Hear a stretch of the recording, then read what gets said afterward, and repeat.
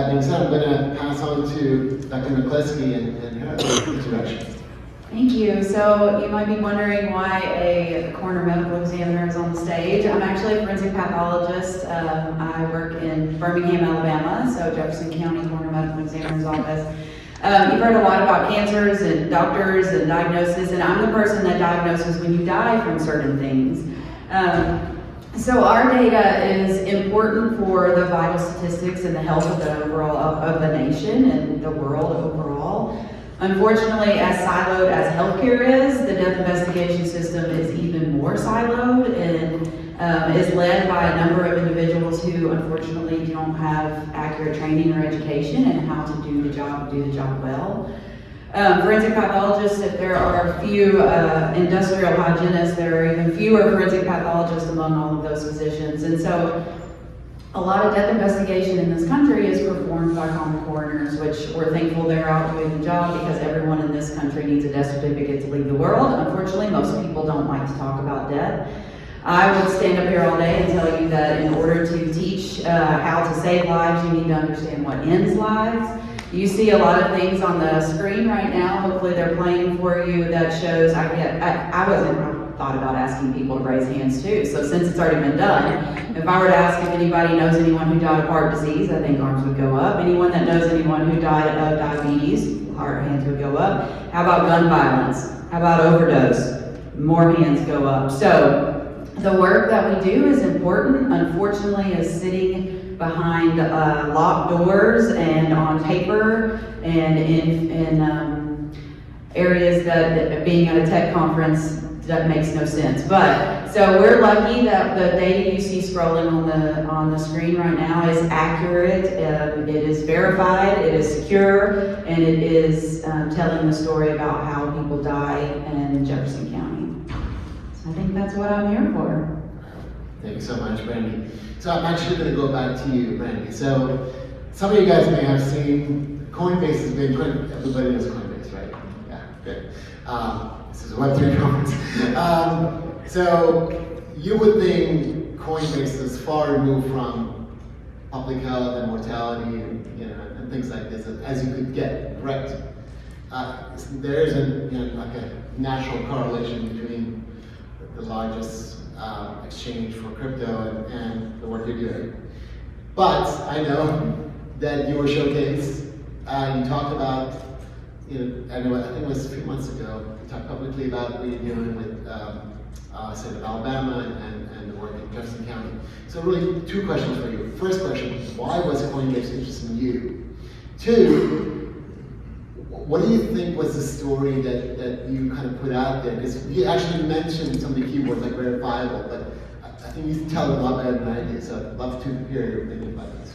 Well, honestly, I think Coinbase was interested in me because they were interested in you, but I was glad to add to the story, and it was a very shocking invitation, but I was thankful for the opportunity to put something like mortality data statistics on a platform that Coinbase was interested in hosting.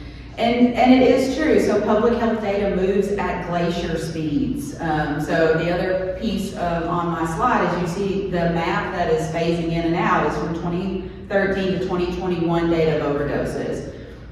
Unfortunately, the most accurate map that looks like that is 2021. We're in 2023 now, and I promise you, post-COVID, fentanyl overdoses have skyrocketed out of existence. You would have never known. And trying to, my friend here to the right Tom's mentioned about toxicology data. I can't even begin to start talking about how siloed and difficult toxicology data is. So I think Coinbase really helped paint this picture of public health data exists. It has public in the name, so everyone should have access to it in some way. But unfortunately, that's not applicable across all industries or areas. So, ours is out there. People are able to utilize it in a way that makes it effective. My data is really powerful by itself, but I'm one county in one state, and to be able to collaborate across state lines or even across county lines is very difficult. And so if we could just empower the data that we have that's already existing out there, and I heard some mention of court systems earlier. Of course, most of my job is spent being an expert witness and testifying to the accuracy of the information that I put out on paper, but the world may change to be where I need to verify it. I need to verify that the photograph I took was of the person I say it is, in a way that the legal system isn't ready for yet. So I think it's interesting that we're able to have these conversations in a tech world, because I think there's a lot there. The garden is ripe for picking, and it's exciting to be a part of it. Yeah, thanks, Brendan. You mentioned it certainly on the video with Coinbase idea of verified, trusted, queryable, right? Because I know obviously we work with you, those are things that matter because of the insights and then really helping you do your job, right? Before I move on to the other panelists, how much like blockchain things do you do with the platform? Blockchain. So my understanding of blockchain is that, I've learned, there are transactional IDs so that I can make sure the information I put in there is when it's been accessed and that it hasn't been changed. How much of it do I do? Very little, actually, because I still control all of my information and no one else accesses it. But in the future, perhaps I would change. Right.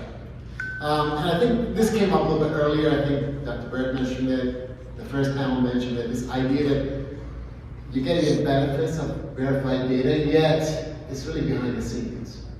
And I think, and I know, of course, I know all you guys, we're all working in this area, that is something that echoes, right? That you're a beneficiary of blockchain, but you're not really a blockchain user. You're not, you don't need to, right? That doesn't move the needle. It's the benefits you get from it.